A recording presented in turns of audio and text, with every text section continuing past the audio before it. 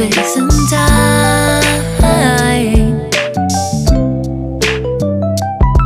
And I know how things must seem so fragile in our shells.